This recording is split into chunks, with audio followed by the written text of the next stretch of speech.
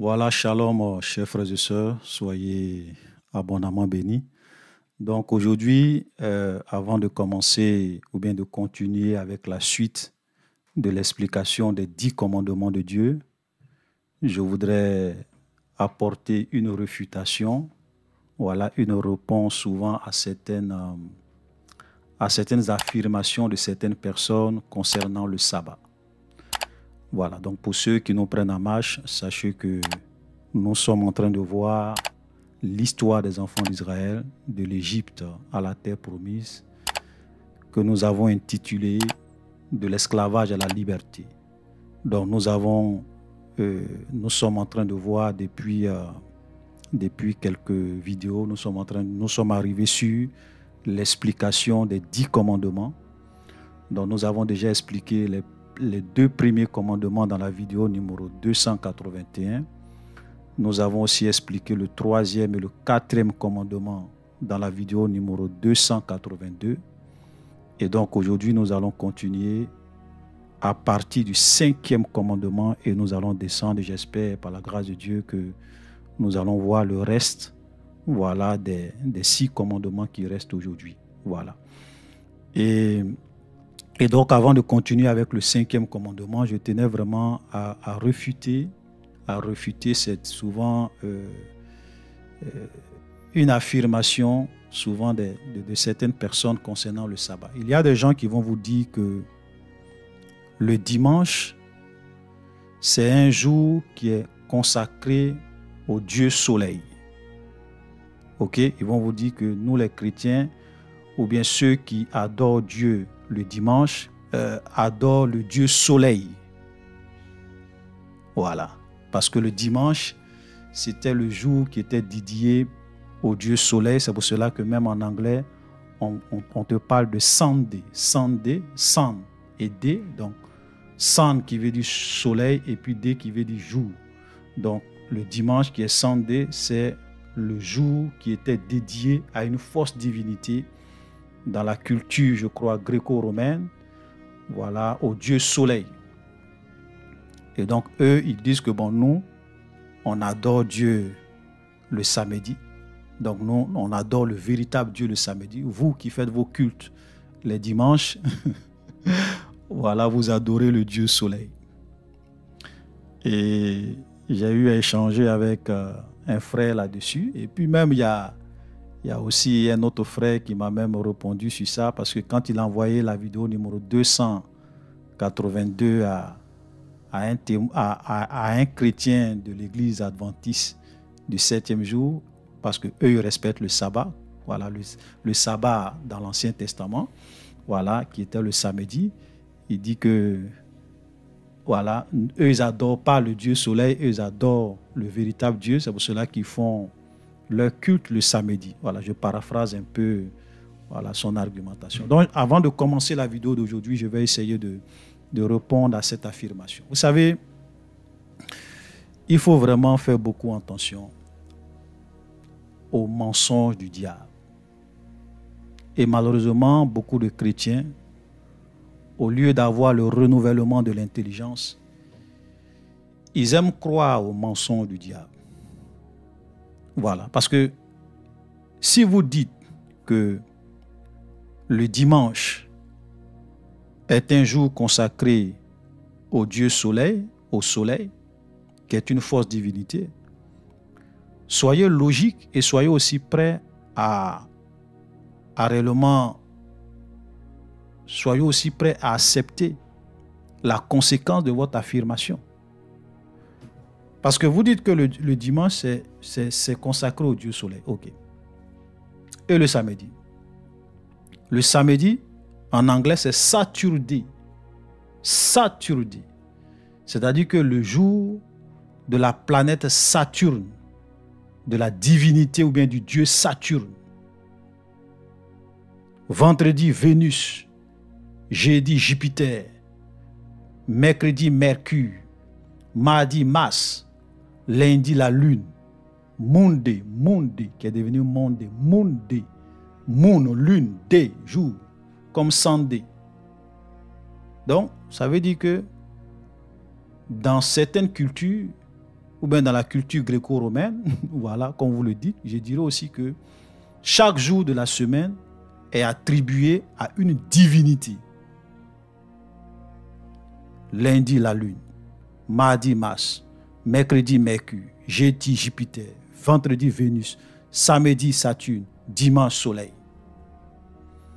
Donc ça veut dire que vous aussi, lorsque vous adorez Dieu le samedi, vous prenez un jour qui a été consacré et dédié à la divinité Saturne, à la planète Saturne. Et derrière la planète Saturne, vous avez une divinité qui est adorée.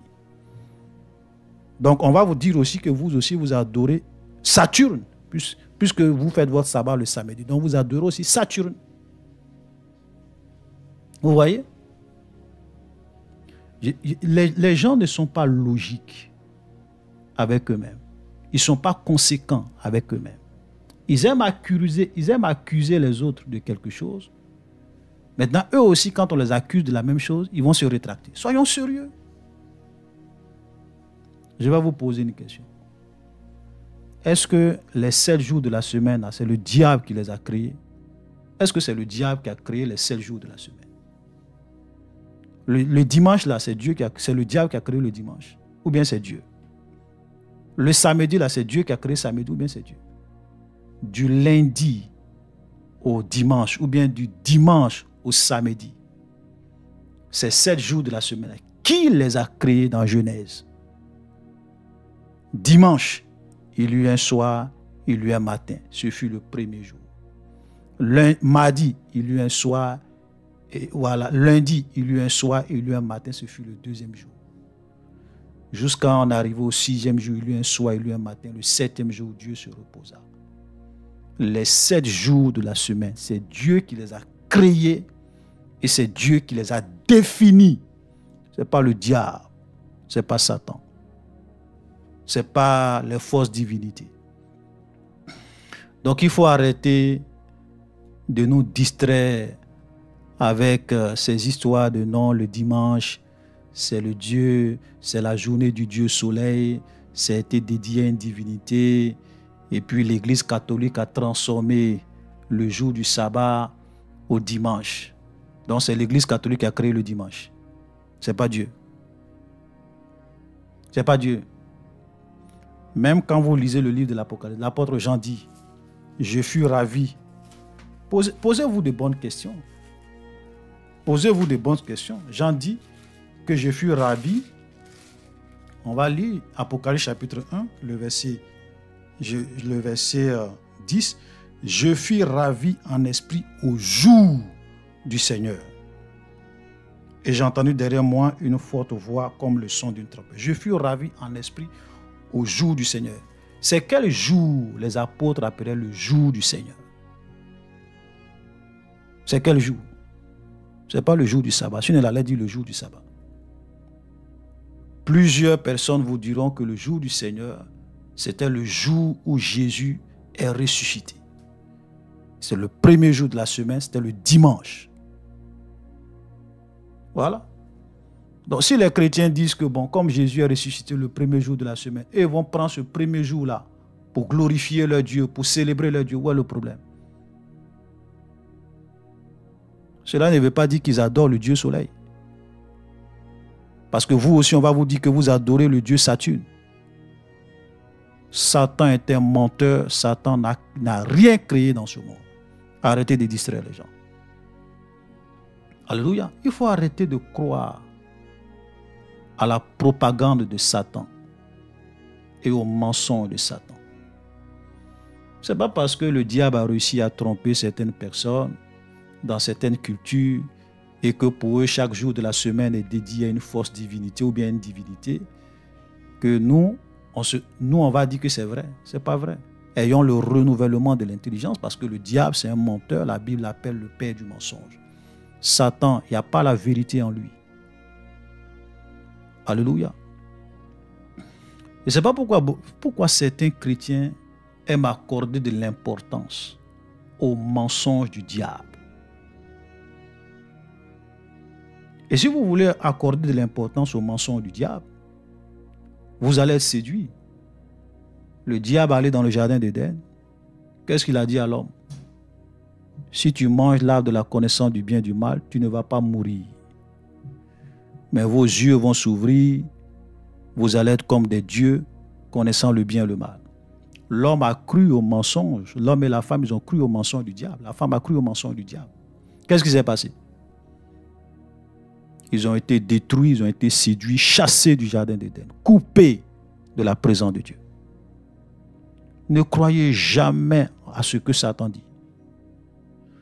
Souvent même, on est souvent surpris de voir même des chrétiens qui s'en vont écouter des airs satanistes, qui leur parlent des 10 commandements du diable. Hein? Comme on est en train de voir les 10 commandements de Dieu là. Et ils disent, j'ai même vu sur quelques chaînes là, des airs satanistes qui parlaient des 10 commandements du diable. Et dans l'une de ces 10 commandements de Satan, il dit, allez-y dire aux chrétiens de ne pas payer la dîme et les offrandes, car Dieu leur Père n'a pas besoin des dîmes et des offrandes. Il y a des gens qui vont penser, ah donc la dîme là, c'est vraiment pour nous les chrétiens, on doit payer la dîme, donc la dîme est biblique. Donc tous les pasteurs qui disent qu'on ne doit pas payer la dîme, ils sont en train de faire l'œuvre du diable, ce sont des satanistes. Comment des gens peuvent croire aux 10 commandements de Satan? Même si certaines choses que peut-être le diable dit dans ces 10 commandements-là sont vraies, parce que Satan c'est un menteur, il est le père du mensonge, c'est vrai, mais souvent ce n'est pas tout ce qu'il dit qui est faux, on est d'accord. C'est pour cela que quand vous écoutez les témoignages, ou bien un témoignage d'un ex-sataniste, il faut écouter ça avec une oreille. Et tout ce qu'ils te disent, il faut réellement vérifier ça, la parole de Dieu, pour voir ce qui est faux et ce qui est vrai dedans. Parce que Satan, c'est un menteur. Ce n'est pas parce que dans les 10 commandements de Satan, il parle de la dîme, que la dîme, c'est pour nous les chrétiens. Franchement, on est souvent surpris de voir comment les chrétiens peuvent croire et avaler tout ce qui vient de la bouche de Satan. Celui-là même qui est le père du mensonge. Comment? Expliquez-moi. Moi, souvent, il y a des questions qu'on se pose. Jésus dit, quand le diable parle, on va lire ce texte. Excusez-moi, on va faire peut-être une longue petite introduction, mais c'est important parce que il faut souvent qu'on essaye d'expliquer à nos frères un certain nombre de vérités qu'ils ont vraiment besoin d'entendre. Jean chapitre 8, le verset 44, il dit, Jean chapitre 8, verset 44, « Vous avez pour père le diable, et vous voulez accomplir les désirs de votre père. Il a été meurtrier dès le commencement. Il ne se tient pas dans la vérité parce qu'il n'y a pas de vérité en lui. Lorsqu'il profère le mensonge, il parle de son propre fond, car il est menteur et le père du mensonge. » Maintenant, je vous pose une question. Comment tu peux aller écouter celui qui est le père du mensonge? Comment tu peux croire en tout ce que le père du mensonge peut te dire et penser que c'est une vérité absolue? Jésus dit, il n'y a pas de vérité en lui il dit, il ne se tient pas dans la vérité parce qu'il n'y a pas de vérité en lui. Lorsqu'il profère le mensonge, il parle de son propre fond. Frère, vous comprenez? Voilà. Des chrétiens qui disent, ouais, les 10 commandements du diable. Moi, je m'en fous des 10 commandements du diable. Moi, je veux connaître les 10 commandements de Dieu. Voilà. Maintenant, quand j'écoute quelqu'un qui se dit un ex-sataniste, c'est vrai, ce sont des choses qu'il a vécues. Je ne dis pas non. Mais je vais écouter pour voir si tout ce qu'il raconte là, est-ce que c'est conforme à la parole de Dieu? Si ce n'est pas conforme à la parole de Dieu, je rejette, parce que Satan, c'est un menteur. Eux-mêmes, les ex-satanistes, pourquoi ils ont quitté le diable? Souvent, Satan leur disait que moi, je suis le plus fort. En dehors de moi, il n'y a pas une autre puissance. Mais eux-mêmes, lorsqu'ils étaient au service du diable, ils se sont rendus compte que ce que Satan leur disait, c'était faux. quand ils allaient souvent attaquer des vrais hommes de Dieu, se rendaient compte que leur pouvoir avait des limites et qu'ils n'arrivaient pas souvent à détruire les véritables hommes de Dieu. Les anges de Dieu les mettaient en déroute. Ils le disent. Et c'est comme cela que certains même ont compris que le diable, c'est un menteur. Ils se sont convertis, sont devenus après chrétiens. Maintenant, quand ils viennent vous rendre leur témoignage de tout ce que le diable faisait avec eux, ou bien de tout ce qu'il faisait dans le monde des ténèbres, pourquoi vous croyez ça? Vous avalez tout. Parce que vous refusez d'exercer votre discernement. Seule la parole de Dieu, la parole de Jésus est la vérité. Ce n'est pas le diable.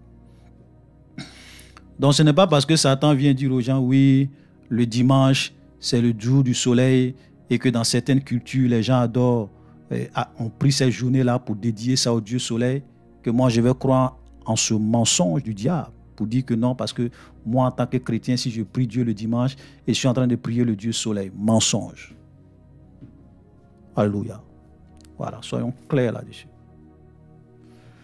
Donc nous allons revenir sur notre sujet et nous allons continuer plutôt la suite de notre étude sur les 10 commandements. Voilà. Donc comme je le disais tantôt, dans la vidéo numéro 281, nous avons vu les 2 premiers commandements. Dans la vidéo numéro 282, nous avons vu le 3e et le 4e commandement. Et donc aujourd'hui, nous allons continuer avec le 5e commandement. Et le 5e commandement, on avait débuté un peu. Donc le 5e commandement nous dit, le verset 12 de Exode 20, donc nous sommes toujours dans Exode 20, le verset 12.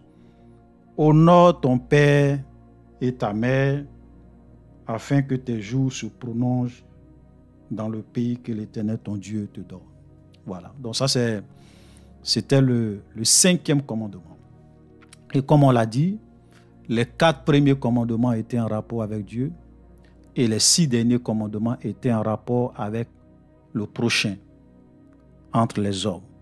Donc ici, il est dit, honore ton père et ta mère, afin que tes jours se prolongent sur la terre que l'Éternel ton Dieu te donne. Malheureusement, nous vivons dans un monde où les gens sont de plus en plus rebelles à leurs parents, rebelles à l'autorité, rebelles aux personnes âgées. Vous avez des enfants, même lorsqu'ils parlent à leur mère, à leur père, c'est comme s'ils parlaient à leurs camarades de classe, à leurs amis. Et ça, c'est très dangereux. Et nous sommes souvent surpris de voir qu'aujourd'hui, ce sont les parents qui enterrent leurs enfants, au lieu que ce soit les enfants qui enterrent leurs parents. Mais la Bible est claire. Si tu veux que tes jours se prolongent sur la terre, il faut honorer ton père et ta mère. C'est une loi, c'est un principe. Et la Bible dit que c'est le premier commandement avec promesse. Maintenant, si tu ne veux pas vivre longtemps, il faut insulter ta maman, il faut maudire ta maman, il faut maudire tes parents, il faut leur manquer de respect, il ne faut pas les honorer. Voilà. Si tu ne veux pas vivre longtemps, viole cette parole. Viole. Alléluia. C'est pour cela que vous allez voir même des païens, parce qu'ils honorent leur père et leur mère, leurs jours se prolongent. Alléluia. Donc, honorer son père, honorer sa mère, c'est très, très, très, très important.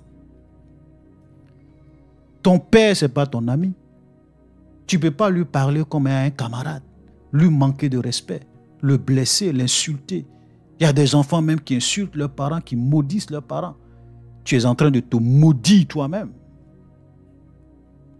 Et comme je le disais après, quand le diable vient réellement les cribler, les détruire, bloquer leur vie à cause de leur propre désobéissance, de leur propre rébellion, ils viennent dire non, c'est l'iniquité de mes parents qui me poursuivent, c'est l'iniquité de mes ancêtres qui m'empêche d'évoluer, c'est pour cela qu'il y a tous les blocages dans ma vie. Nous avons expliqué ce mensonge-là les liens ancestraux, les liens de sang, ce mensonge, cette doctrine aujourd'hui qui s'est répandue dans beaucoup d'églises où vous voyez des chrétiens tous les jours, bien chaque année en train de couper les liens, couper les liens, couper les liens, couper les liens de la sorcellerie, couper les liens des ancestraux, couper les liens de leur famille. Chaque année, lui coupe lien. Il va couper lien en 2000, il a coupé lien en 2020. Il a coupé lien en 2021. Il a coupé lien en 2022. Il va encore couper des liens en 2023. En 2024 encore, il va couper. Lui, chaque année, il va couper des liens. Jusqu'à quand tu seras libre? Jusqu'à quand tes liens vont être réellement coupés? Parce que tu refuses de mettre en pratique la parole de Dieu. Si tu vis dans le péché, que tu pratiques le péché, si tu veux, il faut couper tes liens 10 000 fois, 100 000 fois. Satan aura accès à ta vie. L'âme qui pêche, c'est elle qui mourra. Le fils ne portera plus l'iniquité de son père et le père ne portera plus l'iniquité de son fils. Ézéchiel 18. Donc arrêtez d'accuser vos parents. Honorez vos parents, honore ta mère, honore ton père et ta vie va se prolonger sur la terre. Alléluia. Vous avez même des gens, des soi-disant chrétiens, qui ne parlent plus avec leur maman, qui ne parlent plus avec leur papa, qui ne parlent plus avec leurs oncles, qui ne parlent plus avec leurs tantes, parce que pour eux, ce sont des sorciers. Sa maman, souvent, elle souffre, son papa, souvent, il souffre. Et quand sa maman l'appelle pour lui dire « Ah, mon fils, vraiment, je suis malade, envoie-moi l'argent, je vais me soigner. Mon fils, vraiment, la maison, là, vraiment, c'est pas bien. Est-ce que tu peux m'envoyer l'argent? Je vais vraiment arranger certaines choses. Ah, ma fille, vraiment, j'ai besoin de telle somme d'argent parce que ton oncle, là, il est malade, il souffre. Et moi aussi, je suis un peu malade. » Dis non, non, non, maman, j'ai pas l'argent. Non, maman, après. OK? Parce qu'on leur a dit, on lui a dit dans son église que sa maman, c'est une sorcière. Ou bien son oncle, c'est un sorcier, sa tante, c'est une sorcière. Voilà. Donc, ils ont coupé toute relation avec les membres de leur famille. Et ils se disent chrétiens, enfants de Dieu. Tu es un païen. La Bible dit que celui qui n'a pas soin des siens et principalement des membres de sa famille, il a renié la foi, il est pire qu'un infidèle. Écris ça. Tu es pire qu'un infidèle. Si tu laisses tes prophètes, tes bishops, tes pasteurs t'empêcher d'honorer ton père et ta mère, même financièrement, tu es pire qu'un païen. Je vais lire un verset. Parce que Jésus est clair. Maintenant, il faut qu'on lise pour que les gens puissent comprendre. Matthieu, chapitre 15, à partir du verset 1. Je vais lire ce passage doucement. Comme je l'ai dit, avec les 10 commandements, je ne veux pas me presser. Je veux vraiment aller pas à pas parce qu'il faut qu'on explique les 10 paroles de Dieu. C'est très important. Alors des pharisiens et des scribes vinrent de Jérusalem auprès de Jésus et dit: pourquoi tes disciples transgressent-ils la tradition des anciens? Car ils ne se lavent pas les mains quand ils prennent leur repas. Écoutez très bien. Donc voilà des gens qui vont quitter Jérusalem. Des scribes et des pharisiens vont quitter Jérusalem et ils vont venir voir Jésus. Pour dire à Jésus, mais pourquoi tes disciples transgressent-ils la tradition des anciens? Voilà des gens qui accordent une plus grande importance à leur tradition que la parole de Dieu. Vous avez des chrétiens aujourd'hui qui sont attachés à leur tradition, les fêtes des générations, les ceci, cela. Chez nous, dans notre culture, on fait ça. C'est comme cela que les scribes et les pharisiens étaient. Ils sont venus voir Jésus. Ils disent, mais pourquoi tes disciples-là, ils transgressent la tradition des anciens car ils ne se lavent pas les mains quand ils prennent leur repas? Parce que c'était une tradition. Tout le monde doit se laver les mains avant de prendre leur repas. Bon, ce n'est pas mauvais de se laver les mains avant de prendre leur repas. Mais ce n'est pas la loi de Dieu. Dieu n'a jamais dit qu'avant de manger, il faut forcément laver la main. Si le gars, il n'a pas sa main qu'il mange, où est ton problème? C'est quel commandement de Dieu qui dit que tout le monde doit se laver les mains d'abord avant de manger? Où c'est écrit? C'est vrai que c'est hygiénique, c'est vrai que c'est bien, mais ce n'est pas une obligation. Et aujourd'hui, malheureusement, vous avez des gens qui prennent la tradition de leurs églises, la tradition de leurs ancêtres, la tradition de leur communauté, et ils établissent ça dans l'église comme étant des lois. Quand tu n'obéis pas à ça, boy, tu as déclaré la guerre, tu as manqué de respect aux pasteurs, aux hommes de Dieu, à la communauté. Ils vont te combattre. Il y a d'autres même qui vont t'excommunier de leur église parce que tu as refusé d'obéir à la tradition de l'église. Des pharisiens, des scribes, c'est ce qu'ils sont. Alléluia. Et regardez la réponse de Jésus. Jésus leur répondit, et vous, pourquoi transgressez-vous le commandement de Dieu au profit de votre tradition? Jésus leur dit, mais pourquoi vous là? Vous transgressez la parole de Dieu au profit de leur tradition. Et comment ils transgressaient la parole de Dieu au profit de leur tradition?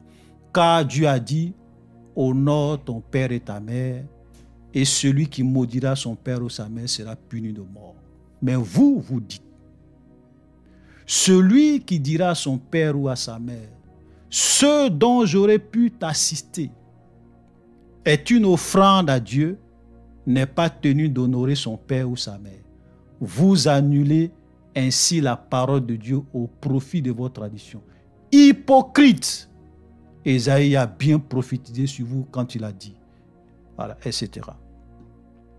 Donc, voilà des gens qui venaient dire aux gens, oui, tu n'es pas obligé d'honorer ton père et ta mère si ce que tu aurais pu prendre, ou bien l'argent que tu aurais pu prendre, ou bien l'offrande que tu aurais pu prendre pour aider ton père financièrement, matériellement, pour honorer ton père ou ta mère avec. Si c'est une offrande que tu veux donner à Dieu, tu n'es pas obligé d'honorer ton père et ta mère. Ça veut dire que donner une offrande à Dieu est prioritaire, est plus important que honorer ton père et ta mère financièrement. Écoutez-moi très bien. Ça veut dire que si moi, j'ai le choix entre prendre l'argent, ça veut dire que j'ai l'argent sur moi, et puis je suis là, je dis, bon, est-ce que je dois donner ça à Dieu comme une offrande? Ou bien je dois envoyer ça à ma maman, à ma mère et à mon père, pour qu'ils puissent peut-être prendre ça pour se nourrir, pour se soigner, ou bien pour survenir à leurs besoins? Non, donner à Dieu est plus important. Jésus dit non. Jésus dit non.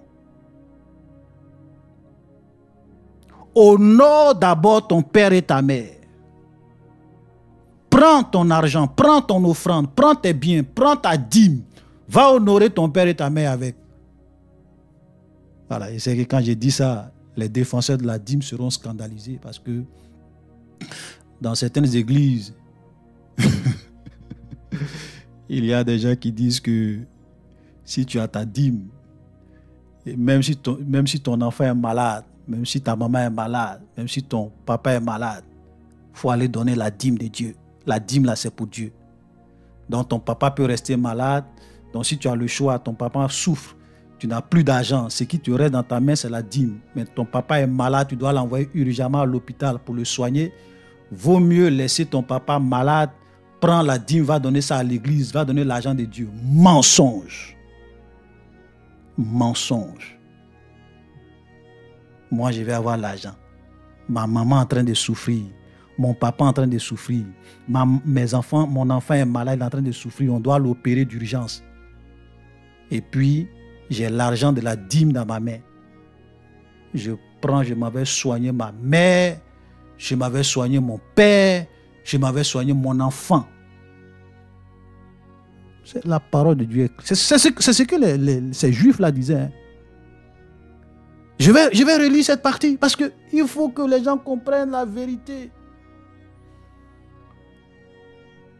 Car Dieu a dit, honore ton père et ta mère. Celui qui maudira son père ou sa mère sera puni de mort. Mais vous, vous dites, celui qui dira à son père ou à sa mère, ce dont j'aurais pu t'assister est une offrande à Dieu, n'est pas tenu d'honorer son père et sa mère. Vous annulez ainsi la parole de Dieu au profit de votre tradition.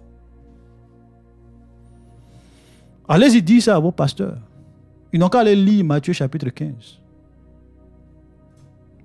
Dieu n'est pas un mendiant. Dieu n'est pas pauvre. Dieu n'a pas besoin de ton offrande, il n'a pas besoin de ton argent.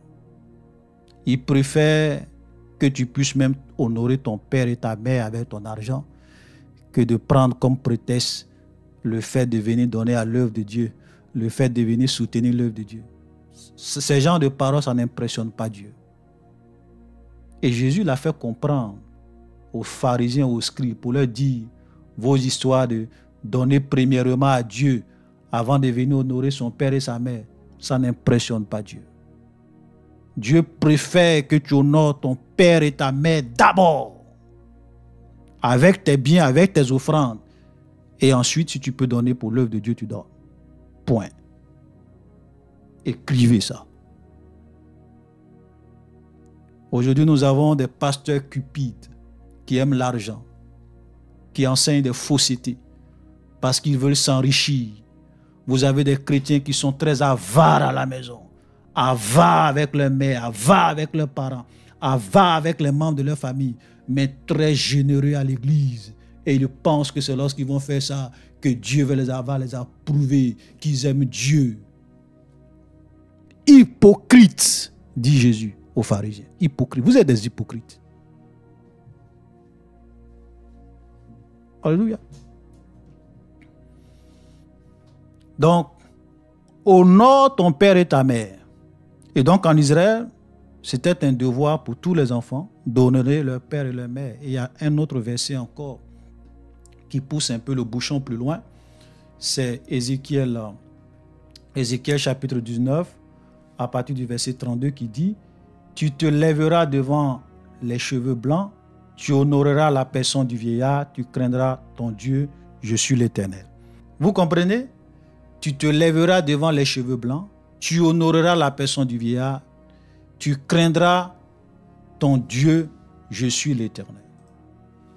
Ça veut dire que même quand vous êtes à quelque part, que vous êtes assis, qu'il y a un vieillard qui arrive, si toi tu es assis sur une chaise confortable, tu dois te lever, céder la place au vieillard. Aujourd'hui, on est dans un monde où ça n'existe pas. Vous avez des jeunes gens qui sont souvent même dans l'autobus ou bien dans des places publiques, il y a des vieilles personnes qui arrivent et ils sont assis. Et cette personne-là, le vieillard, s'arrête debout. Et puis lui, il est assis. Ils n'ont même pas l'humilité et la crainte de dire à ce vieillard qui a l'âge de leur père, monsieur, viens t'asseoir, ou bien papa, viens t'asseoir. Non.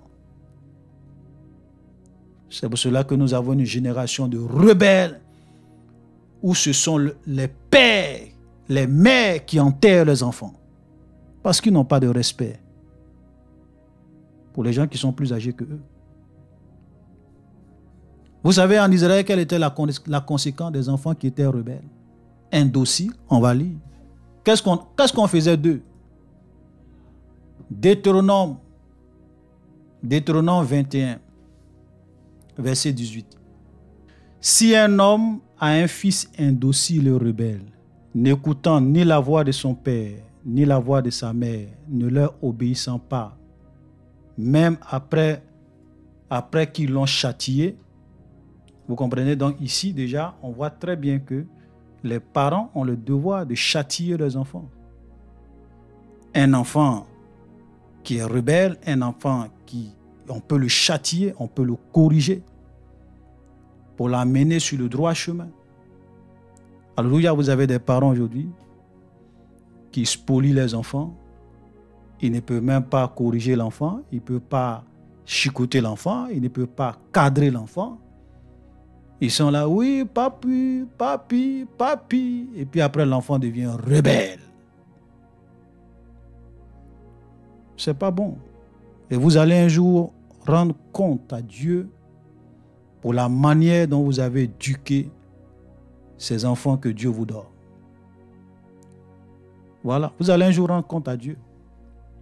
Donc, ensuite, les parents, ils n'obéissent pas. Je reprends le verset. Si un homme a un fils indocile et rebelle, n'écoutant ni la voix de son père, ni la voix de sa mère, et ne leur obéissant pas, même après qu'ils l'ont châtié, le père et la mère le prendront, le mèneront vers les anciens de sa ville, à la porte du lieu qu'il habite, ils diront aux anciens de sa ville, voici notre fils qui est indocile et rebelle, qui n'écoute pas notre voix, qui se livre à des excès et à l'ivrognerie. Regardez très bien, à des excès et à l'ivrognerie. Et tous les hommes de sa ville le lapideront, il mourra. Tu ôteras ainsi le mal du milieu de toi, afin que tout Israël attende et craigne. Vous comprenez? Donc, la conséquence et la punition d'un enfant rebelle et indocile qui ne veut pas changer malgré qu'on essaie de lui parler, on essaie de le châtier, il n'obéit pas à ses parents, il est rebelle. La punition, c'est la mort. Quand c'était en Israël, c'est vrai que nous ne sommes plus, comme je le dis souvent, nous ne sommes plus sous la loi. Donc, les lois civiles, les conséquences des lois civiles de la désobéissance, ça, c'est plus pour nous. Mais, juste pour vous amener à comprendre combien de fois c'était très dangereux et très grave de ne pas honorer son père et sa mère, d'être un enfant rebelle, un enfant indocile. Très grave. Et la conséquence est la mort. C'est-à-dire que si ton père et ta mère t'envoient devant les anciens pour dire que tu es rebelle, tu ne veux pas changer, tu te livres aux excès à l'ivrognerie, on te lapide à mort. Alléluia. Donc, les parents et les enfants, les parents devraient éduquer les enfants de telle sorte que ces enfants-là puissent craindre ceux qui sont plus âgés que eux, puissent les craindre et leur obéir. Et les enfants, eux aussi, avaient le devoir, selon l'ordre de Dieu, d'honorer leur père et leur mère, et même la personne du vieillard. Très important. Alors, vous comprenez maintenant pourquoi Élisée, comme je l'ai dit la dernière fois, pourquoi Élisée a maudit les enfants. Ok? Dans 2 Rois, chapitre 2, le verset 23, ici on parle du prophète Élisée. Il montait de là à Bethel et comme il cheminait à la montée, des petits garçons sortis de la ville et se moquaient de lui et lui dit « Monte, chauve, monte, chauve !» Il se tourna pour les regarder et il les maudit au nom de l'Éternel. Alors 2 ours sortis de la forêt et déchiraient 42 de ses enfants. Ça, c'est un passage quand les gens lisent. Ils trouvent que ce qu'Élisée a fait est trop exagéré. Comment tu peux maudire des enfants? Comment? Frère, il faut te mettre dans le contexte d'Israël. Il faut te mettre dans le contexte de la nation d'Israël. Un enfant n'a pas le droit de manquer de respect, de se moquer d'un vieillard, de quelqu'un qui est plus âgé que toi et de surcroît d'un prophète de Dieu. Ça veut dire que tu n'as pas la crainte de Dieu. Et ça veut dire que ce sont des enfants qui ne respectent pas leurs parents à la maison. Et comme leurs parents n'ont pas le courage de leur appliquer la punition de Dieu qui est la mort, Élisée va s'en charger. Élisée se tourne vers eux, il les maudit. Et pour ne même pas qu'on dise que non, c'est lui qui les a tués à de ses mains, Dieu va honorer la parole d'Élisée. Et ce sont 2 ours qui vont sortir de la forêt et dévorer ses enfants. Parce que c'était la conséquence de leur désobéissance, de ce qu'ils étaient en train de faire. C'est vrai que lorsque nous on lit comme ça, monte chauve, qu'est-ce qu'il y a de grave dedans? Ils sont innocents, frère. Tu n'étais pas là. Tu ne sais pas quel est le contexte, quel est l'environnement, quel type de moquerie.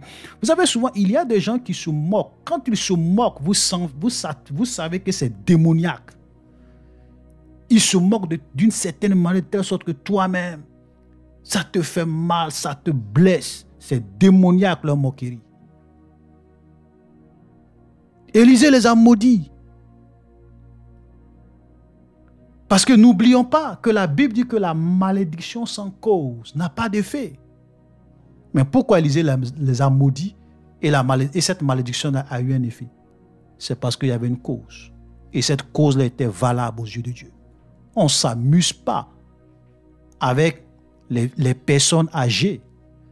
Monte chauve, ça veut dire que Élisée était chauve. S'il était chauve, ça veut dire que c'était quelqu'un qui était très vieux. Il avait de l'âge. Alléluia. Et vous, les enfants qui êtes censés honorez la personne du vieillard. Vous vous moquez du vieillard. Donc sortons dans l'émotion. Ce n'est pas la peine de venir prendre ce genre de passage pour dire oui, Élisée n'aurait pas dû faire ça. Frère, d'abord, ce n'est pas Élisée qui les a lapidés à mort. Élisée les a simplement maudits. Et si cette malédiction n'avait pas de cause, Dieu n'allait pas honorer la parole d'Élisée. Alléluia.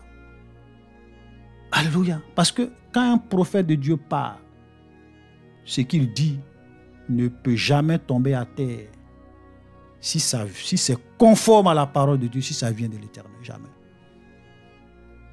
Et un prophète ne prononce pas des paroles comme ça.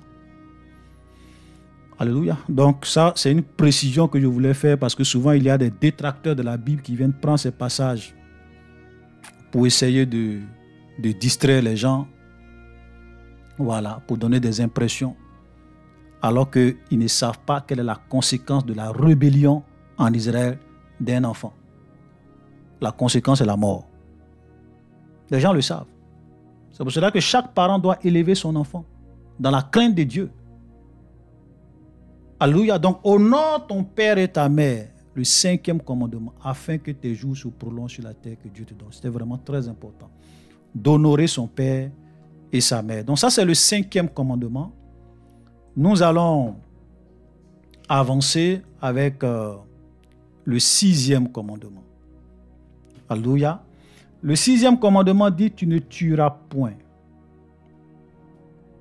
Et ça, je vais dire, vous savez, même quand vous lisez les six derniers commandements, je vais dire, on n'a même pas besoin d'être forcément chrétien pour comprendre que tout le monde doit obéir à ça. Parce que vous savez, il y a souvent même des gens qui se posent la question, ils se demandent, mais comment Dieu va juger les gens qui ont vécu sans la loi? Nos parents, nos ancêtres qui n'ont jamais entendu parler de Jésus, personne n'est venu leur parler de Jésus, ils sont morts, ok, comment Dieu va les juger? Est-ce que Dieu va les prendre comme ça pour les envoyer à l'enfer? Vous savez, je leur dis, il y a des questions, ce n'est pas la peine de vous poser ce genre de questions. Pourquoi? Parce que Dieu sera juste. Et Dieu sera juste dans tout son jugement. Il n'y a pas quelqu'un qui est plus juste que Dieu. Il n'y a pas quelqu'un qui est aussi plus précis que Dieu. Alléluia. Je vais vous montrer un verset que tout le monde, tous ceux qui se posent ce genre de questions doivent toujours avoir en tête. Romains 2, le verset 15. On va commencer à partir du verset 14, pardon. Romains 2, verset 14. Quand les païens qui n'ont point la loi font naturellement ce que prescrit la loi, ils sont eux qui n'ont point la loi, une loi pour eux-mêmes. Ils montrent que l'œuvre de la loi est écrite dans leur cœur, leur conscience en rendant témoignage et leurs pensées s'accusant ou se défendant tour à tour. Vous comprenez? Et la Bible dit, c'est ce qui paraîtra au jour où, selon mon évangile, Dieu jugera par Jésus-Christ les actions secrètes des hommes. Ici, on entend parler de jugement. Et la Bible dit que quand les païens qui n'ont point la loi font de façon naturelle ce que prescrit la loi, ils montrent par là que l'œuvre de la loi est écrite dans les cœurs. Vous savez, nous les hommes, nous ne sommes pas des animaux. En chaque être humain, il y a la notion du bien et du mal. Il y a de façon, je ne sais pas s'il faut dire de façon génétique. Nous avons une conscience. Nous avons la loi de Dieu dans notre cœur. Il y a des principes. C'est-à-dire qu'il y a des principes. C'est vrai qu'il y a d'autres principes, il faut forcément lire la Bible pour comprendre, mais il y a des principes, tu n'as pas besoin de lire la Bible pour comprendre. Honorer ton père et ta mère. Tu n'as pas besoin d'être chrétien pour comprendre ça. Tu ne tueras point. Tu n'as pas besoin d'être chrétien pour comprendre ça. Tu ne commettras point d'adultère. Tu n'as pas besoin d'être chrétien. Tu ne voleras point. Tu ne déroberas point. Tu ne rendras point de faux témoignages. Tu n'as pas besoin d'être chrétien pour comprendre ça. Même il y a des gens qui n'ont jamais lu la Bible. Ils savent que tout ça là, c'est pas bon, c'est mauvais, qu'on ne doit pas le faire. Ils le savent. Et donc Dieu va les juger selon ses principes, selon la loi de Dieu écrite dans les cœurs. Alléluia. Même vous êtes un païen, souvent quand vous faites des choses, il y a une voix à l'intérieur de vous-même qui vous dit que ça c'est pas bon, ça c'est pas bon, ça, qui vous accuse. Votre conscience vous accuse, votre conscience vous parle. Mais souvent, quand la conscience te parle, qu'est-ce que tu dis? Non, j'avais raison. Non, elle m'a fait ça. Non, tu peux discuter avec la voix de ta conscience, mais ta conscience, là, c'est la lumière de Dieu en toi. Quand elle dit ça, c'est mauvais, c'est mauvais. Si tu veux, il faut discuter. Il faut dire non, tu as raison. Et comme les gens souvent étouffent la voix de leur conscience, ils seront condamnés. Alléluia. Voilà. Tu ne tueras point. Donc, sixième commandement, tu ne tueras point. On revient sur le sixième commandement, tu ne tueras point. Donc, tu n'as pas le droit de tuer. Aujourd'hui, malheureusement, les gens tuent. Les gens commettent des meurtres. Parce que quelqu'un leur a fait quelque chose, ils vont tuer la personne. Vous avez la première personne que Dieu a maudit sur la terre, c'était Caïn. Et pourquoi Dieu a maudit Caïn? Quand Adam a péché dans le jardin d'Éden, Dieu ne l'a pas maudit.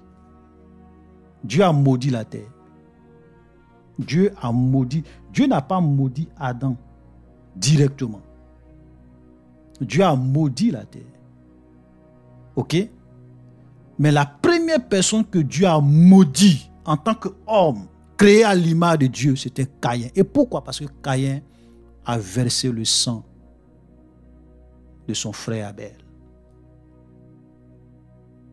On va lire un peu ce passage. Parce que c'est très important souvent que nous puissions lire la Bible pour que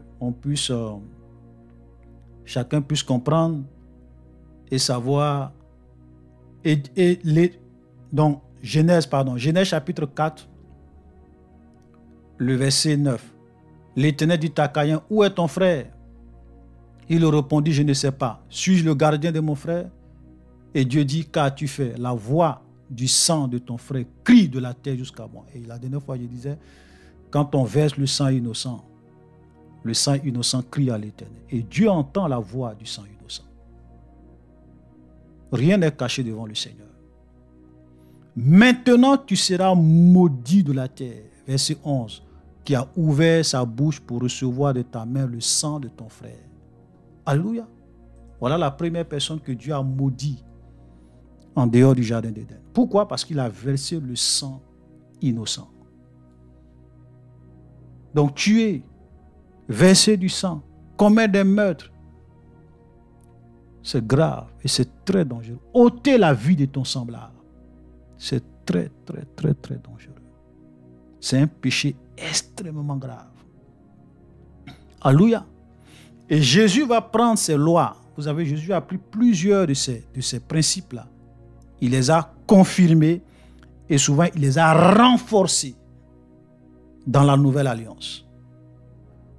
Alléluia. Et ça, c'est vraiment quelque chose de très important que nous avons besoin de comprendre. Parce qu'il y a des gens qui pensent que quand la Bible dit que nous ne sommes pas sous la loi, ça veut dire que nous faisons le contraire de la loi. Dieu n'a jamais dit ça. Dieu n'a jamais dit que parce que nous ne sommes plus sous la loi, donc ça veut dire que la loi morale, les lois morales, ce que les gens appellent souvent la loi morale. Parce que, vous savez, les lois morales ne changent pas. Par exemple, quand Dieu dit tu ne voleras pas, tu ne dois pas voler, que tu sois chrétien, que tu sois ou païen.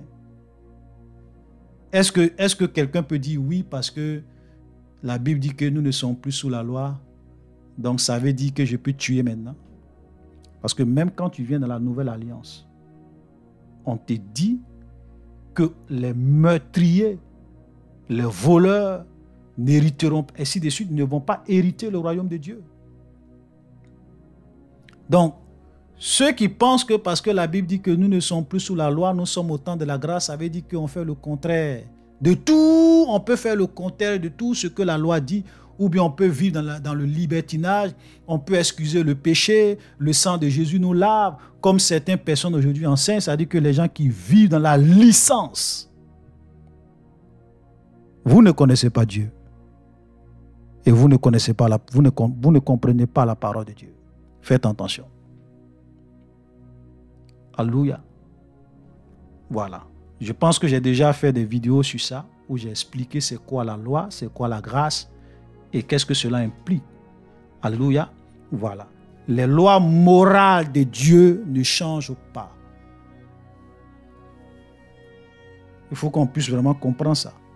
Alléluia. Donc, Jésus prend, il renforce. Et regardez, lorsque nous lisons Matthieu, chapitre 5, le verset 21, vous avez entendu qu'il a été dit aux anciens, tu ne tueras point, celui qui tuera mérite d'être puni par les juges. Mais moi, je vous dis que quiconque se met en colère contre son frère mérite d'être puni par les juges, et que celui qui dira à son frère Raka mérite d'être puni par le Sahédrin, et que celui qui lui dira insensé mérite d'être puni par le feu de la géhenne. Si donc tu présentes ton offrande à l'autel et que là tu te souviens que ton frère a quelque chose contre toi, laisse là ton offrande et va d'abord te réconcilier avec ton frère, puis viens présenter ton offrande. Donc qu'est-ce que Jésus est en train de nous enseigner ici? On dit, tu ne tueras point, mais moi je vous dis que celui qui se met en colère contre son frère mérite d'être puni par les juges. Celui qui lui dira Raka mérite d'être puni par le Sahédrin, celui qui lui dira insensé mérite d'être puni par le feu de la géhenne. Avant, quand tu tues quelqu'un, les gens vont essayer de faire des recherches, des enquêtes pour savoir dans quelles circonstances tu as tué la personne. Parce que ça peut être de façon... tu ne l'as pas tué exprès. Par exemple, vous êtes allé au champ, tu es en train de couper du bois et puis, par malheur, la hache l'a réellement atteint et puis il est mort. Ce n'est pas que tu as prémédité sa mort. Donc, les gens devraient faire des recherches pour savoir ce qui s'est passé. Surtout quand ce sont des meurtres qui se sont déroulés loin, dans des endroits où vous étiez deux. On fait des recherches, on essaie de définir ce qui s'est passé. Alléluia, c'est très important. Donc les juges vont te juger et on va voir. Donc ici, la Bible dit que celui qui tue mérite d'être puni par les juges. Mais regardez, il dit celui qui se met en colère contre son frère mérite d'être puni aussi par les juges. Jésus a renforcé cette loi pour dire que tu n'as pas le droit de te mettre en colère contre ton frère. Surtout quand cette colère-là n'est pas justifiée. Et la Bible même dit que si tu te mets en colère, que le soleil ne se couche pas sur ta colère. Donc si cette colère-là te pousse à dire à ton frère Raka, à l'insulter, cette fois-ci, ce n'est plus les petits juges. Tu mérites d'être puni par le Sahédrin. Le Sahédrin, c'était un peu comme l'instance suprême dans la justice. C'est un peu comme la cour suprême juive. C'est eux qui vont te juger. Et eux, leur sentence est très grave. Maintenant, si ta colère te pousse à dire insensé, oh bon, là, tu mérites le feu de l'enfer. Vous imaginez? Donc, c'est pour cela qu'en tant que des chrétiens, nous devons faire beaucoup attention. Alléluia, à la colère. Jésus a renforcé cette loi pour dire qu'avant, quand tu tues quelqu'un physiquement, voici les conséquences. Mais maintenant, si tu te mets simplement même en colère contre ton frère, voici les conséquences. Alléluia. Et si ton frère a quelque chose contre toi, ce n'est même pas la peine de venir donner ton offrande à Dieu parce que Dieu ne va pas accepter. Si tu as de la rancune, de la colère, si entre toi et un frère, vous deux, vous dites chrétiens, vous ne vous entendez pas, vous avez de la haine les uns pour les autres, Dieu ne va pas accepter votre offrande. Allez-y vous réconcilier. Sinon, ne venez même pas donner votre offrande parce que Dieu ne va pas approuver. Et la Bible nous dit dans 1 Jean, chapitre 3, le verset 15, « Quiconque est son frère est un meurtrier. Et vous savez qu'aucun meurtrier n'a la vie éternelle demeurant en lui. » Alléluia. celui qui a de la haine pour son frère, tu es un meurtrier. Voilà comment. En un mot, je vais dire, toi, tous les chrétiens qui ont de la haine dans les cœurs, vous êtes des meurtriers à la lumière de la parole de Dieu. Vous êtes des sorciers.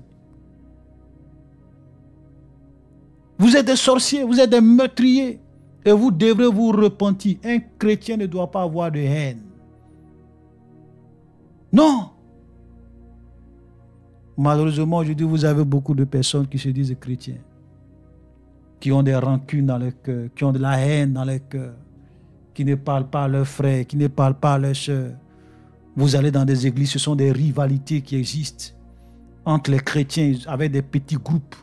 Ils se critiquent les uns les autres et ils se disent enfants de Dieu. Vous êtes des meurtriers. Et aucun meurtrier n'héritera le royaume de Dieu. C'est pour cela que souvent je dis, frère, qu'il y a des chrétiens qui pensent qu'ils sont enfants de Dieu. Ils vont se réveiller dans l'éternité. Ils auront le choc de leur vie. Parce qu'ils vont se rendre compte que Dieu va écrire sur leur dos, meurtrier. Il sera surpris. Il va dire, mais Seigneur, je n'ai jamais tué quelqu'un. Un Jean. Et ce jour-là, ce verset-là, ça va s'afficher. Quand tu vas dire à Jésus, au jour du jugement, Seigneur, je n'ai jamais tué quelqu'un, comment on peut dire que je suis un meurtrier? 1 Jean 3, verset 15. Quiconque est son frère est un meurtrier. Et vous savez qu'aucun meurtrier dans la vie éternelle demeure en lui. Donc comment tu peux être un meurtrier et penser que tu as la vie éternelle en toi? Illusion. Illusion. C'est pour cela que laisse-moi te dire, pardonne. Vide ton cœur. Vide ton sac. N'aie pas de haine contre quelqu'un. Pardonne à tous ceux qui t'ont fait du mal. Si tu n'as pas la force, demande à Dieu de t'aider à pardonner. Alléluia. Un chrétien, même le sorcier, tu n'as pas le droit de le haïr. Tu peux détruire les œuvres du diable, tu peux détruire l'esprit de la sorcellerie, mais tu n'as pas le droit de le haïr. Nous n'avons pas d'ennemis. Comment tu peux dire, vous êtes dans la même église. Vous vous retrouvez le dimanche pour dire, on adore le même Dieu, on a le même Père, et vous avez la haine les uns pour les autres. Illusion. Vous n'êtes pas des chrétiens, vous êtes des meurtriers, vous êtes des Caïens. Vous êtes des Caïens. Alléluia. Et aujourd'hui, malheureusement, dans les églises, c'est comme ça. Les gens ils sont là, des rivalités.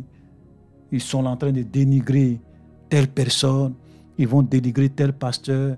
Ils vont dénigrer tel frère. Ils sont assis et ils pensent qu'ils sont des chrétiens. Vous n'êtes pas des chrétiens. Faites attention. Repentez-vous. Alléluia. Chers frères et sœurs, notre cœur doit être rempli d'amour et de compassion pour les gens. On doit prier pour les gens. Aujourd'hui, malheureusement, vous avez sur beaucoup de chaînes des gens qui sont tout le temps là, en train de se... C'est terrible, en train de se combattre. Faisons beaucoup attention. Amen. Donc ça, c'est vraiment le 6e commandement, tu ne tueras point. Le 7e commandement, tu ne commettras point d'adultère. C'est-à-dire que tu ne dois pas chercher la femme de ton prochain ou bien le mari de ton prochain pour les femmes. Alléluia.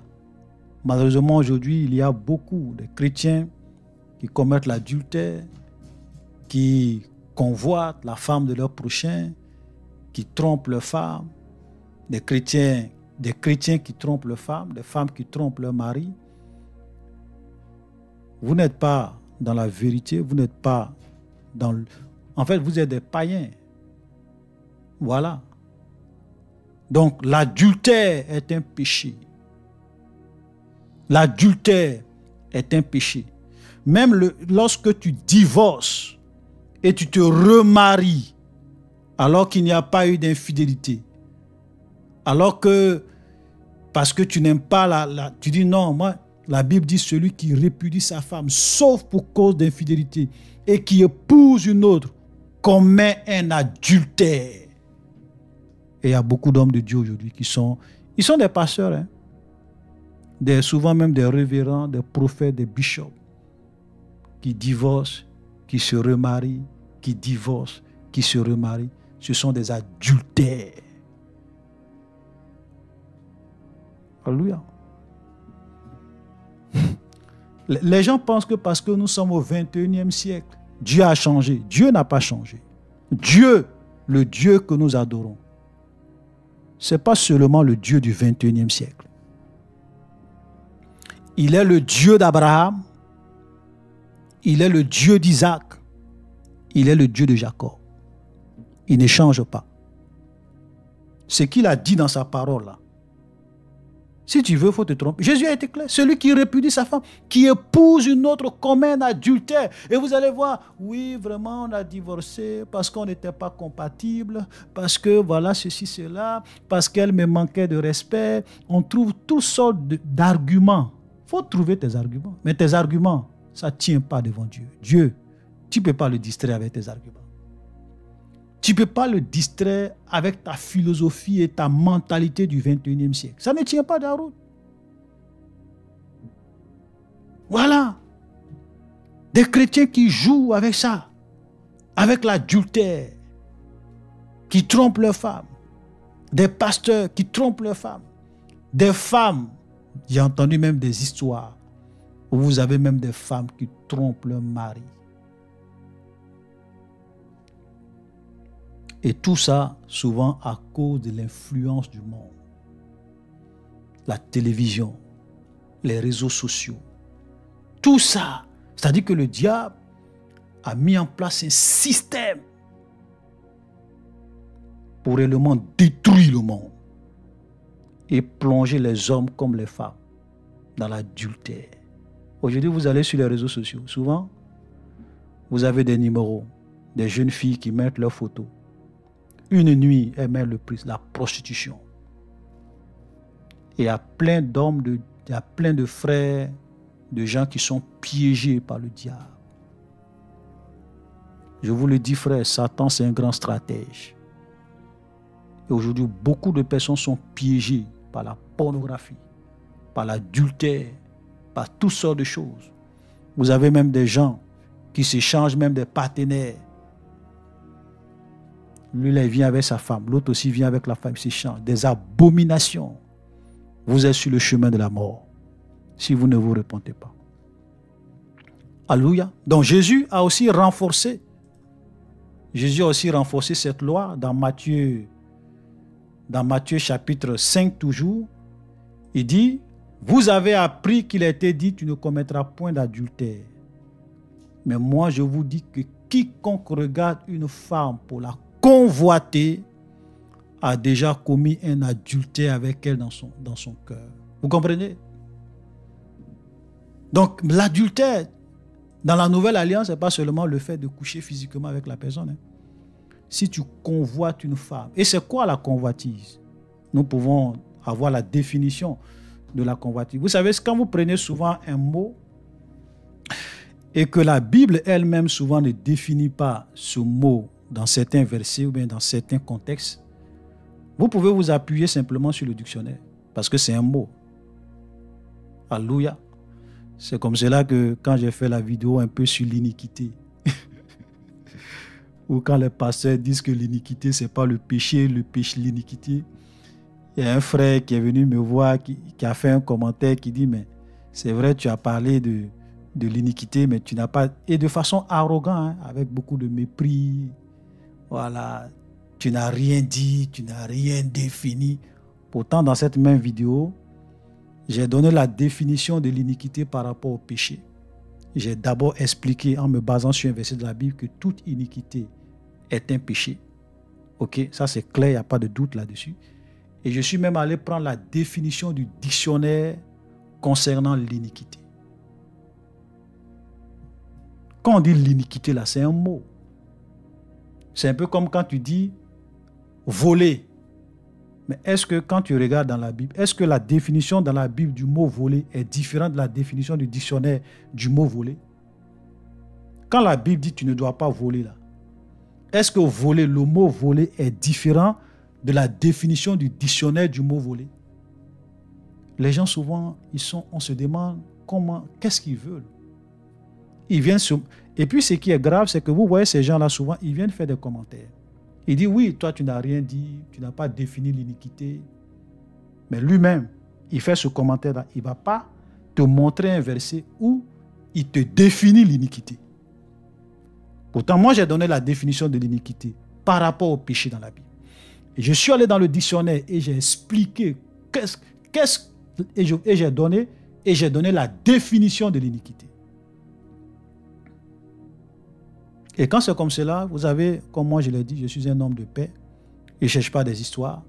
Donc quand tu viens sur ma page, que tu commences à parler avec arrogance et mépris,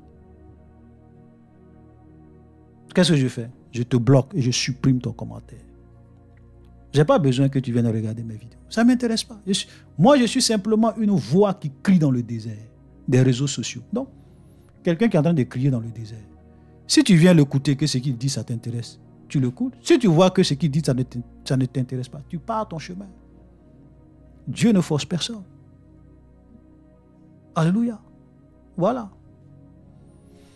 Donc, moi, je ne vais jamais aller sur la page de quelqu'un, lui parler avec arrogance, lui parler avec mépris. Voilà. Jamais. Même souvent, il y a plein de vidéos que je regarde, mais je préfère ne même pas répondre. Si je dois répondre, je préfère venir sur ma chaîne et apporter un recadrage. Voilà. Il est sur sa page, il est sur sa chaîne. Donc, voilà. Maintenant, si tu veux lui montrer qu'il a tort, dans la courtoisie, dans le respect, tu viens avec tes arguments, avec tes versets bibliques et tu lui expliques en quoi est-ce qu'il a tort. Sinon, venir faire un commentaire pour dire oui, ce que tu dis là, c'est faux. Non, tu mens. C'est trop facile. Tout le monde peut venir dire c'est faux, tu mens. Mais explique pourquoi il ment.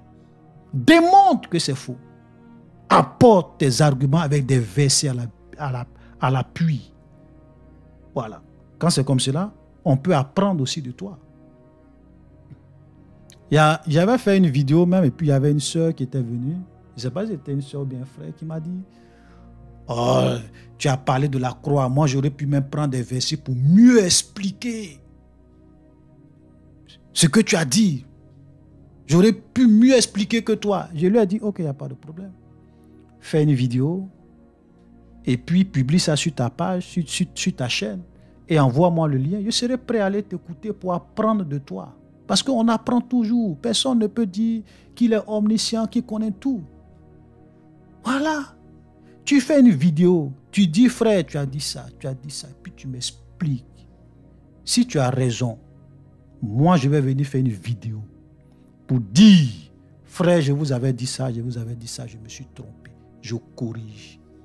Parce que telle personne, à travers de tel verset, j'ai vu que je m'étais trompé. Je n'aurais pas honte. Je n'aurais pas honte. Je ne suis le Dieu de personne. Je suis un homme. Je peux aussi me tromper. Voilà. Mais quand tu dis que quelqu'un s'est trompé, apporte les preuves. Alléluia. Voilà, donc on va revenir sur notre sujet. Donc aujourd'hui, malheureusement, le diable est en train de séduire beaucoup de personnes. Donc c'est quoi la définition de la convoitise? C'est sur ça qu'on était. Donc voilà ce que le dictionnaire dit. La convoitise, désirer ardemment une chose disputée ou qui appartient à autrui. Vous comprenez? Et la deuxième définition, c'est désirer physiquement, charnellement quelqu'un. Voilà la convoitise. Désirer quelqu'un charnellement. Un ardent désir, désirer ardemment, de façon charnelle, quelque chose qui appartient à autrui. Cette femme-là, c'est la femme de ton prochain. Pourquoi tu la convoites? Au point d'aller commettre adultère avec elle. Donc c'est ce que Jésus est en train d'expliquer. Celui qui regarde une femme et qui la convoite et qui la désire ardemment, charnellement. Un ardent désir démoniaque, satanique, charnel. Tu veux forcément cette femme. Tu veux coucher avec elle. Tu la désires dans ton cœur.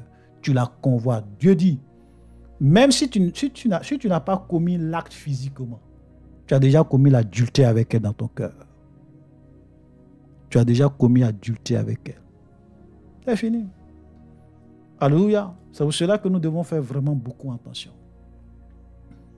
Parce que le péché, vous savez, le péché naît dans le cœur. C'est pour cela que Jésus a dit, c'est du cœur que viennent les mauvaises pensées, les adultères, les mensonges, les fornications, les mauvais désirs. Tout ça, ça naît dans le cœur. C'est pour cela que nous devons veiller sur notre cœur. Parce que quand tu laisses la convoitise entrer dans ton cœur, ça va te pousser à aller de profondeur en profondeur. Vous savez, souvent, un pas entraîne un autre pas. Entraîne un autre pas au point où tu arrives maintenant au bord du gouffre et tu fais l'autre pas et tu tombes. Et c'est comme ça que le diable arrive à piéger beaucoup de personnes. Et Jésus continue en disant, si ton œil est pour toi une occasion de chute, arrache-le et jette-le loin de toi, car il est avantageux pour toi qu'un seul de tes membres périsse, que tout ton corps entier ne soit jeté dans la géhenne. Si ta main droite est pour toi une occasion de chute, coupe-la et jette-la loin de toi, car il est avantageux pour toi qu'un seul de tes membres périsse, que tout ton... Et Jésus dit ça en rapport avec quoi? La convoitise, l'adultère. Frère, tu es vaincu par la pornographie. Tu te masturbes. Mais tous les jours, c'est toi qui es sur Facebook en train de regarder des choses bizarres. Après, tu es surpris de voir que tu commets l'adultère. Tu vois que tu te masturbes, de voir que tu commets l'impudicité. Toi-même, tu sais que ça là, c'est une faiblesse pour toi, mais tu es toujours en train de regarder des films bizarres où il y a des extraits, où les gens s'embrassent, ils se déshabillent, il y a des parties érotiques dedans, et puis la nuit, tu es étonné que tu te masturbes. Le diable va s'arranger. Ce que tu as vu dans ce film, la nuit, c'est cette image-là, Satan va t'envoyer et tu vas te masturber. Ce que tu as vu sur YouTube, cette femme nue que tu as pris plaisir à regarder, Satan va s'arranger. Cette séquence, ça va te travailler et il va te pousser petit à petit à aller chez les prostituées, à commettre l'adultère, à aller coucher avec cette fille. Satan, c'est un grand stratège. Il y a des chrétiens qui luttent avec le péché à demi-mesure. Jésus dit, coupe ta main, arrache tes yeux. C'est vrai qu'on ne nous demande pas d'aller arracher nos yeux ou bien couper notre main physiquement. Mais c'est une manière que Jésus est en train de dire, tout ce qui peut t'empêcher de mener une vie de sainteté, de pureté, sépare-toi. Parce qu'il est mieux pour toi de te séparer et puis ça va te faire mal que de rester là et de mourir dans ce péché. C'est grave. Alléluia. Tu ne commettras point d'adultère. Donc nous devons être radicaux vis-à-vis du péché.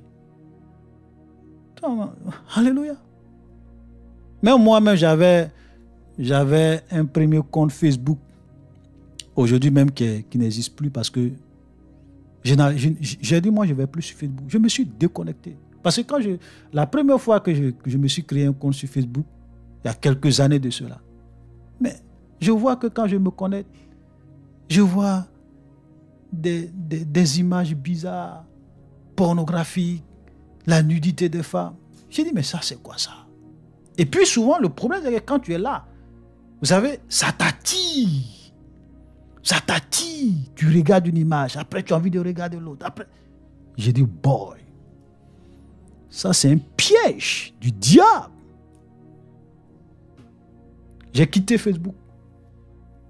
J'ai dit, quand tu vois le péché, il faut fuir. J'ai quitté. Vous savez, ce qui a fait que je suis revenu sur Facebook. Et même mes pages que j'ai créées, sur lesquelles je publie, c'est le compte de ma femme. Voilà. J'ai créé un compte en son nom. Voilà. C'est avec ça. Et je l'ai fait parce que j'étais obligé, puisqu'il y a des sœurs, il y a des gens aussi qui sont sur Facebook. Peut-être que eux ils n'ont pas... Voilà, ils viennent simplement pour écouter la parole de Dieu. Voilà. Ça dépend aussi de ce que vous allez faire sur Facebook. Donc c'est là, moi aussi, je suis venu. Et j'ai commencé à publier des vidéos. Donc le fait que je sois présent sur Facebook, c'est simplement pour répandre l'évangile et la parole de Dieu. Alléluia. Sinon, mon premier compte, quand j'ai vu ce qui est fermé, j'ai dit non, moi je ne vais plus. J'ai quitté. Voilà, comme le Seigneur nous a dit de venir prêcher sur les réseaux sociaux. Bon, on fait tout ce que... Ou on peut partir, on fait pour que l'évangile avance. Mais simplement pour vous dire que nous devons faire beaucoup attention parce que Satan est en train de tendre des pièges aujourd'hui au monde, aux hommes, aux femmes. Tout le monde est dedans. L'adultère. Les gens se donnent des rendez-vous. Ils prennent le contact des femmes, ils les appellent parce qu'ils ont vu leur forme. Ils ont vu leur partie sensible. Ils ont aimé, ils appellent. Voilà comment beaucoup de personnes aujourd'hui sont dans la prostitution, dans l'adultère, dans la fornication, piégées par le diable au travers des réseaux sociaux. Frères, je vous en prie, soyez radicaux et sortez de ces choses. Sinon, vous n'allez pas avoir la victoire. Si tu veux, il faut gêner. Si tu veux, il faut prier. Vous savez, Jésus a dit, la Bible est très équilibrée. Jésus a dit, veillez et priez. Donc c'est vrai, on prie, on jeûne, c'est bien, c'est une partie, mais nous-mêmes là, on doit veiller. On a notre part à faire. Tu ne peux pas dire que, oui, tu jeûnes, tu pries. C'est très bien de jeûner, de prier. Mais si tu finis de faire tout ça, que tu t'en vas regarder des films pornographiques, tu t'en vas regarder des femmes nues sur les réseaux sociaux, tu n'auras jamais la victoire. Parce que la loi de la chair, c'est la loi du péché.